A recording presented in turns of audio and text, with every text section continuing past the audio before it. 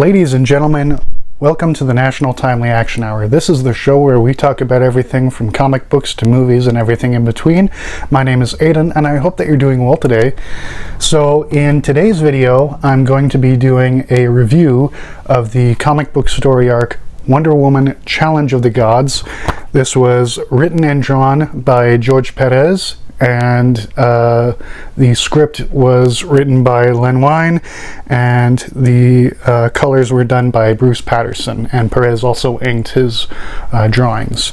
So this collects Wonder Woman Volume 2, issues number 8 through 14. And this collected volume also has rare art by George Perez. So years ago, I did the first story arc for Wonder Woman Volume 2, which is called Gods and Mortals. I'll leave a link to my review for that, although to be quite frank with you, it was very early on in my YouTube days, so the quality is not as good as my current videos, but feel free to watch it if you're still interested. And if you're also interested in other Wonder Woman comic books or video game related content or anything like that, and you're new to my show, please subscribe and ring the bell to be notified when I post new videos. I've got all of the videos that I'm going to be releasing up until the end of the year queued. So, you know, feel free to subscribe so that you can see all those cool new videos. And if you enjoy this video, then please click the like button. If you didn't like it, then I apologize, but you can hit the dislike button. And in the comments section, please leave any suggestions for future videos you'd like to see, and give me any constructive criticism. I read and respond to all of the comments, so thank you for participating. And in the description of this video, I'll leave a link to my podcast as well as my Patreon page and merch store. So if you'd like to support this show financially, I'd greatly appreciate that. And I'll also leave a link to my social media profile so that you can stay up to date with all of the videos and podcast episodes that I put out, and you can also send me a message. So this story arc begins with a recap of the first 7 issues of Wonder Woman Volume 2, as well as the crossover event Legends. And I haven't reviewed Legends on this show, nor have I actually read it, but I do have a vague idea of what happens. So if you'd like me to buy it and review it, then please let me know. But I really like how in the first issue of this volume we get the recap, and the framing device is through journals and letters, and I think that that's very clever. And we also see the setup for the second issue in this volume. So here is the second page, where we get some recap from Julia Capitelis, who was introduced in the previous volume. Then we get recap from Etta Candy, who is a classic Wonder Woman character but is reinterpreted post-crisis. And we meet this woman here, Barbara Minerva, who's going to be important in the second issue. And yeah, so that's how it begins. Then in the second issue, Barbara becomes the Cheetah, and so we are reintroduced to the Cheetah post-crisis. And we also get recap from Mindy Mayer, who was created in the last volume. But yeah, so we get the post-crisis origin of Cheetah. It's very, very cool. So she uses a blood ritual with this pagan god who we do not know the name of at first, but will later learn as the series progresses. But I love George Perez's artwork here. It is absolutely gorgeous, and Bruce Patterson's colors are spectacular. And Len Wein's dialogue, 10 out of 10, definitely would recommend. But Cheetah wants Wonder Woman's lasso of truth, so she enacts this ritual. Then she goes to attack her to take it. And then we catch up with Steve Trevor, and we get a subplot about his family. And I love this first encounter between Wonder Woman and Cheetah. It's a very brutal fight, and it's drawn very, very well. But, you know, Wonder Woman ultimately defeats Cheetah. And then she has to go back to Paradise Island since her time in man's world is up, according to her mother. But before we move on, I just wanted to say that during the whole recap portion, I love how Mindy Mayer, who is Wonder Woman's publicist, is because, you know, she wants to spread her message of love and peace. So she hires a publicist, and you know, she sets her up on tours across the U.S., and she sets her up with TV and radio interviews and newspaper interviews, and she meets President Ronald Reagan, and she goes to the United Nations to address the leaders of the world, and like Gorbachev and Thatcher and everyone else. Brian Mulroney, who was Prime Minister of Canada then. I'm Canadian. But yeah, so she addresses the leaders of the world. I just think that, you know, the whole idea of getting a publicist to spread her message is funny.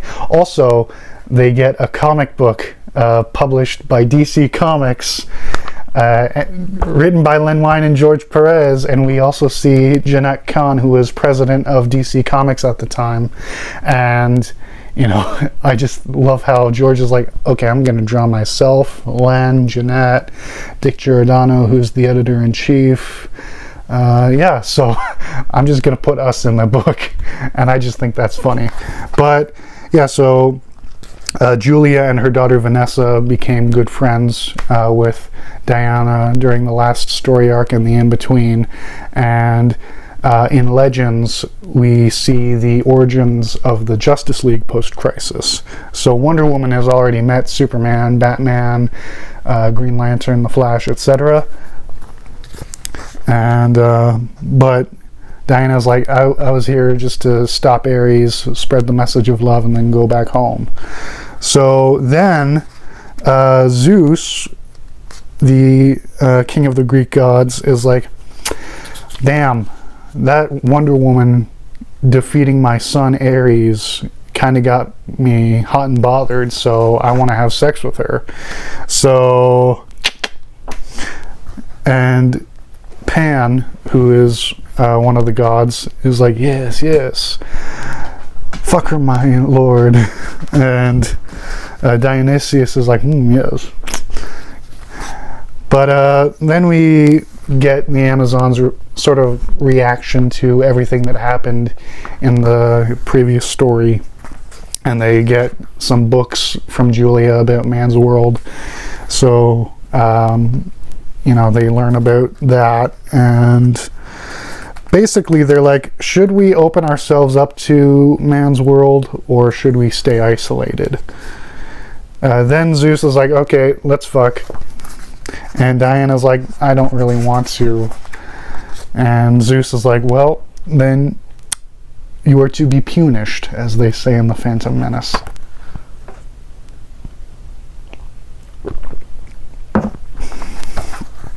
So Hippolyta's like, hey, cut that out. And Hera, the queen of the gods, is like, nope, you're coming back to Olympus. And Zeus is not pleased by that.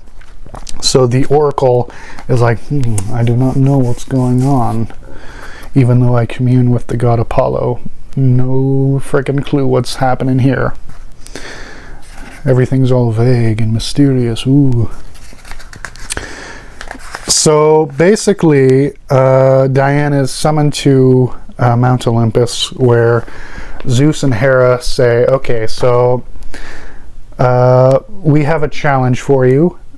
So if you're going to be worthy of becoming a god like us, then you have to do a labor for each god in Mount Olympus. So then Diana is sent back to Earth, where she tells her mother and the rest of the Amazons about this.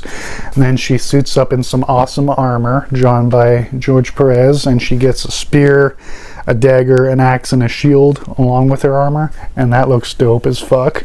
So briefly going back to the previous story arc, Gods and Mortals, we learn that the Amazons are guarding the entrance to Tartarus on Paradise Island, and so Wonder Woman has to go through the gate to Tartarus and, you know, do the trials.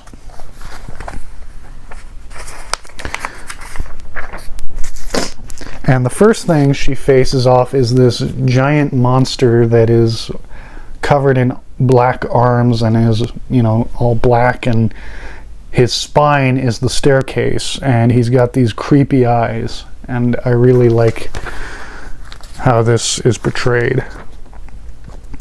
But yeah, so she kills the beast, obviously, and she, you know, leaves her spear there to be like a warning for the other creatures, like, don't mess with me. Also, she broke her dagger opening up the gate, so she's only got her axe, her shield, and her lasso of truth. So the next trial is she fights the Hydra, and that's dope as fuck. And the gods are watching over this like, interesting, yes. And Pan is, you know, getting Zeus all worked up, like, yes, the Amazons will be great slaves for you, my master.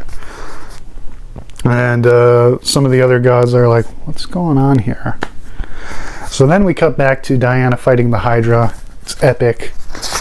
And she kills the beast. And it's very, very cool. And it's consumed by flames. And so then we cut back to the real world, where Steve and Etta Candy are, you know, landing in Oklahoma to visit Steve's dad, and his cousin comes to tell him that unfortunately his dad passed away while they were on the plane. So Steve is obviously heartbroken, and then we cut back to Themyscira, where Hippolyta is, you know, contemplating whether or not she should intervene in this challenge that Diana has been given, and she's like, ultimately she decides to go help Diana against, you know, the better judgment, against her better judgment, excuse me.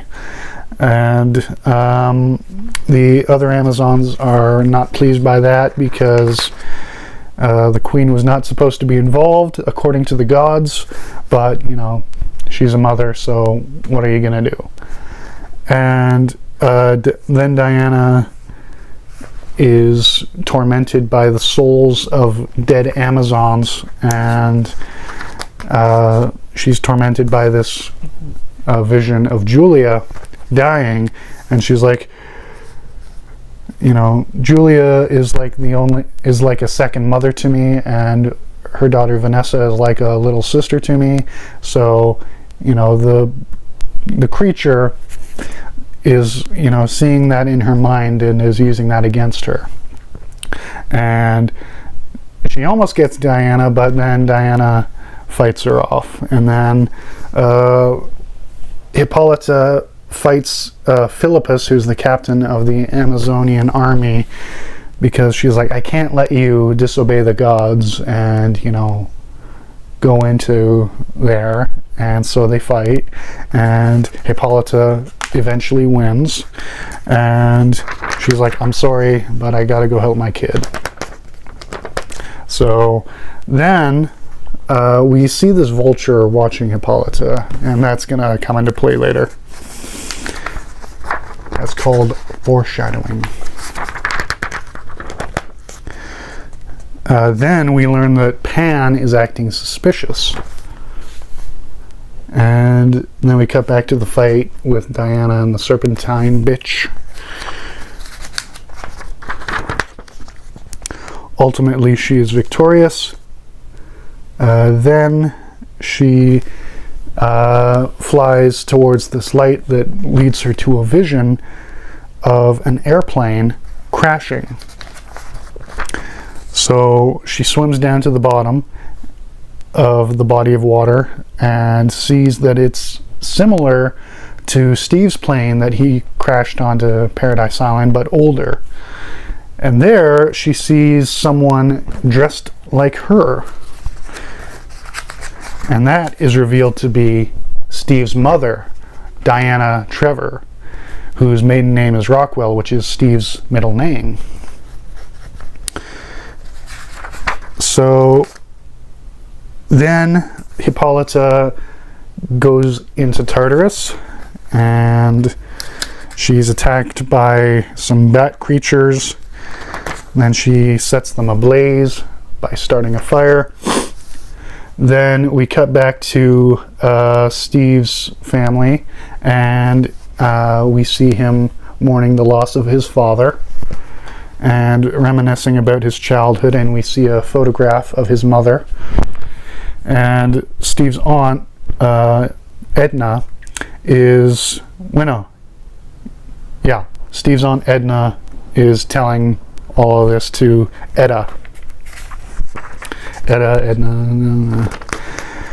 But so Diana and Diana converse, and we get her backstory. So she was a pilot in the Second World War. Well, she was a pilot beforehand. Then she met Steve's father, and they fell in love, got married, and Steve was born the day of the attack on Pearl Harbor. So December 7th, 1941 is the birth date of the post-crisis version of Steve Trevor. So after, a couple of years, Diana enlists in the army, and she is, a great pilot. So then she's like, okay, and then the war ended with the bombings of Hiroshima and Nagasaki. Even though there were over 100,000 people who were killed, we didn't really care because we got to go home and be a family, me, my husband, and our son. And Pan takes the Hydra's bones and uses them to create an army of skeletons, which Hippolyta fights. And he uses his flute to raise the dead. Then we cut back to Steve with Edna, and his cousin, whose name escapes me at the moment. But so the last time Steve saw his mother was Thanksgiving 1948, where he somehow in his heart of hearts he knew that was the last time he was going to see her. And when his mom kissed him goodbye, he didn't kiss her back, and that's how Diana sort of knew that he knew in his heart of hearts that, in retrospect, she's relaying all of this to Diana Prince. And then we see that she was testing a new jet for the Air Force, and then the wing was struck by lightning, crashed into the Bermuda Triangle, and then Poseidon, the sea god, swept her up and took her to Paradise Island. And then we cut back to Hippolyta fighting off the skeletons. It's dope. Then she manages to go down the right path, which confuses Pan. He's like, how the heck does she know? Anyway, so Diana washes up on the shores of Themyscira. She's got her Colt 1911 cocked and locked, and because she hears some, weird sounds, and she sees that the black, arm monster was trying to escape from Tartarus, and the Amazons were holding him back. He was killing them. And then she's like, bang, bang, bang, and she gets grabbed by one of the arms. She's like, bang, bang, bang, bang, bang, and the last thing she remembers is shooting him between the eyes before she died. And then, we see her husband getting the telegram that she was missing, presumed dead, and somehow Steve knew that his mother was dead. And then we see Hades, god of the underworld, coming to bring Diana Trevor to the Elysian Fields, which is the afterlife where her husband is waiting for her, because that's where soldiers go when they die, according to Greek mythology. And then the Amazons took the insignias from Diana's uniform, and then they crafted the Wonder Woman costume from that, and they made 2 sets, one to bury her in and then one for the next protector of Themyscira. And they kept her gun to test that warrior, which is how they did the bullets and bracers test in the previous story arc for Diana Prince. Then we see the funeral for Steve's dad, and then Steve lays a rose at his mother's grave, and then she goes to heaven. Then Wonder Woman hears the music from Pan's flute, and she's like, oh, Pan, God, one of the gods, what's going on here? And he's like, okay, so my challenge for you is to go fight these robots called the Manhunters, which leads into the crossover story Millennium, but that's not really important right now for this story. So Wonder Woman goes to be in the story arc Millennium, and then Hippolyta is attacked by harpies. Then she sees this statue, which turns out to be Heracles.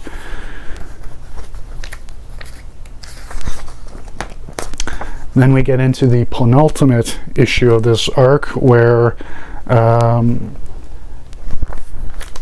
Hippolyta is like, dang, that's a pretty gruesome fate for Heracles.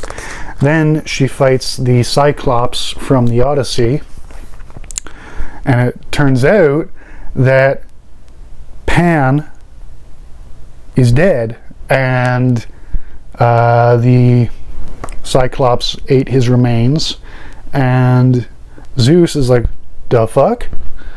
And Hera is like, well, I blame you because you were so blinded by lust that, you didn't take care of Pan. And Hermes, who's Pan's father, is like, huh?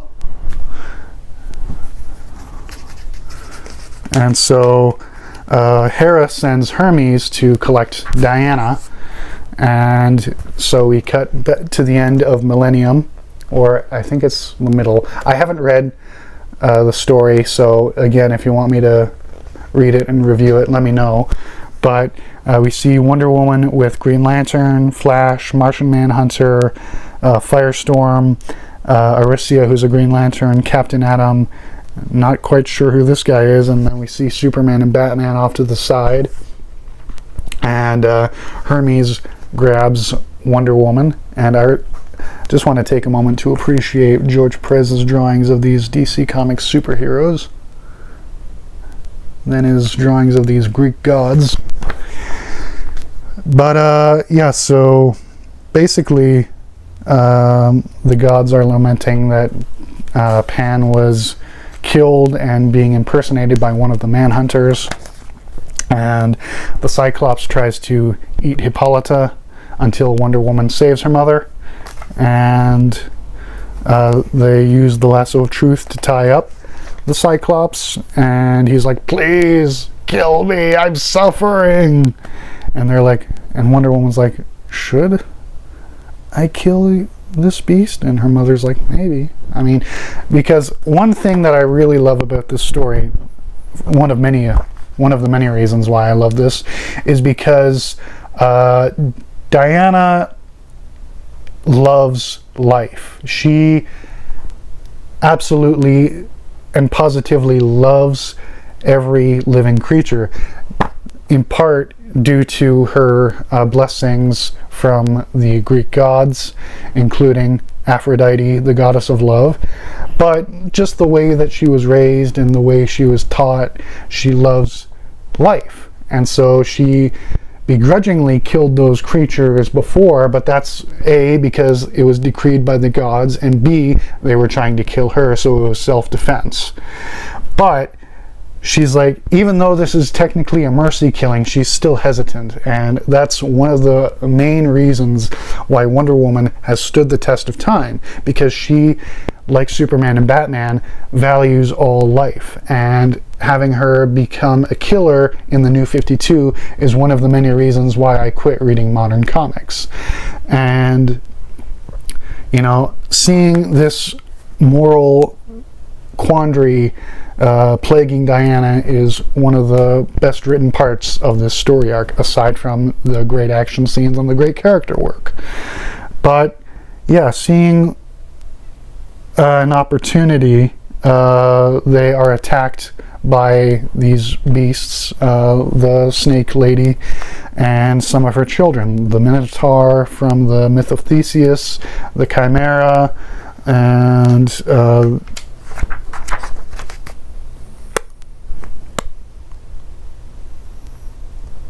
yeah, that's about it. But yeah, so Wonder Woman fights the monsters and she is ultimately victorious, but it is a hard-won battle. And then the Minotaur is, you know, grabbed by the Cyclops. They do a little skirmish, but then they fall to their deaths. Then we get Harmonia revealing herself to be taking the guise of the Vulture that led Hippolyta to Diana. And Harmonia is the daughter of Ares, who was the villain of the last story arc, the God of War. And here we learn that Hephaestus and the other gods are like, okay, so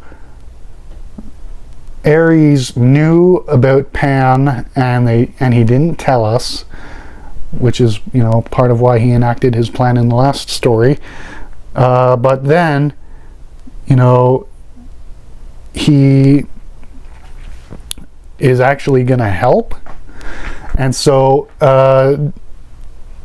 Wonder Woman thinks, okay, so I get this talisman from Harmonia, and I use that in conjunction with my lasso of truth, and I tie up my mother to the stone version of Heracles, and once they see the truth, then they can move past everything and move on and forgive each other, and then we can get the hell out of here. So that happens, and the Harpies circle back to attack them, and Wonder Woman uses the talisman from Ares to block off the demons trying to escape Tartarus, and we get some earthquakes and some gorgeous, gorgeous artwork, until finally Ares is like, okay, give me the talisman and I can help you stop all of this madness. And Diana is hesitant at first because, you know, she fought Ares, but then she's like, I'm gonna go take a leap of faith and give you this talisman, and it works. Ares helps her stop the demons from escaping, and then Hermes is like, okay, I need you to go back into the Millennium story arc and avenge my son, and that happens. Then we get the final issue in this story arc where Wonder Woman returns to Themyscira from the Millennium crossover event. So then she sees Heracles and her mother, and Heracles is holding up Paradise Island because of the earthquakes. And Diana takes Hippolyta to the surface and gives her her tiara as a message to the other Amazons. Then she goes back and saves Heracles. And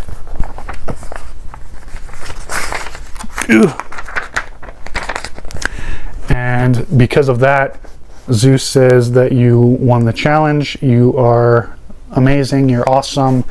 You guys are on par with us. And yeah, so then we get this very cathartic moment where Heracles is allowed to, stand on Paradise Island, and he is the first man to set foot on Paradise Island, because when they rescued Steve, they just, picked him up, brought him to the temple where they healed him. He wasn't standing on the ground, and then they, brought him back.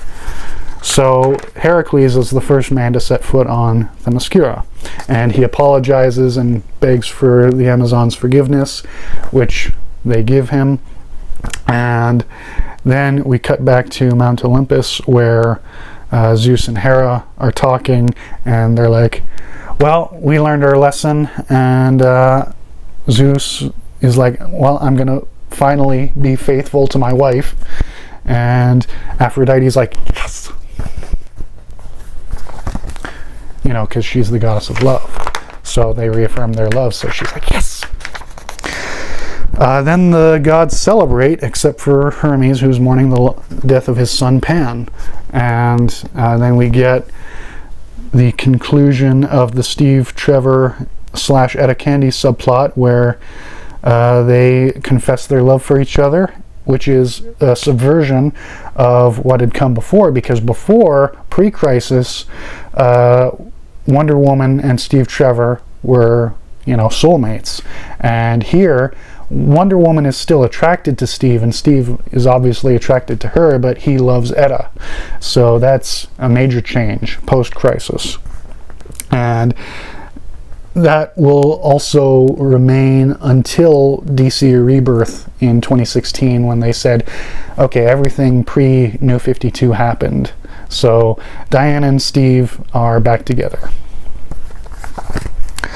But then we cut back to Themyscira, where Hippolyta and Philippus apologize to each other for their fight, and the Amazons burn all of their weapons, and peace and love and understanding reign supreme. Diana celebrates. She flies through the sky, and Hippolyta and Heracles forgive each other, and then they kiss, and Heracles is granted entry into Mount Olympus, and because he's forgiven and by the Amazons, and he has finally learned to forgive himself, and so he is, shepherded up into the sky. And then we cut over to the Senate a few days later, the Senate of the Amazons, where they're discussing whether or not they're continuing the discussions of whether or not they should open themselves up to man's world and have, joint communications and, develop a relationship. And they appoint Diana to be their ambassador.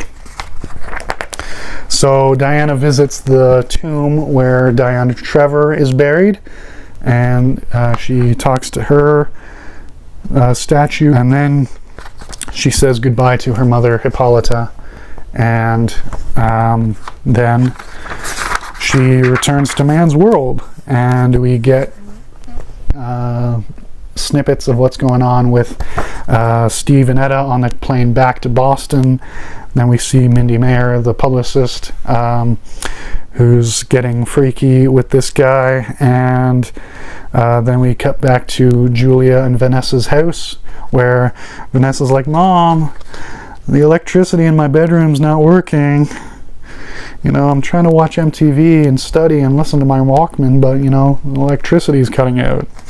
And so Julie's like, oh my gosh, because she's like, finally I get a nice moment to read, and then Vanessa's like, and she comes upstairs, and Diana's there to greet her, and they tearfully embrace, and Diana's like, can I live with you for a while until I find a place of my own? And she's like, of course, I wouldn't have it any other way. The end. And that, ladies and gentlemen, is Challenge of the Gods by Lynn Wein, George Perez, and Bruce Patterson. This story is fantastic. It is amazing. It is every adjective to describe good. And I love it. It is well written, well drawn. The colors, even the lettering is great. And it just reaffirms my love of the character of Wonder Woman. And yeah, I don't know what else to say. I just think that it's amazing. That's all I have for you today on this episode of the National Timely Action Hour. Once again, my name is Aidan, and I sincerely hope that you have a wonderful day. Bye.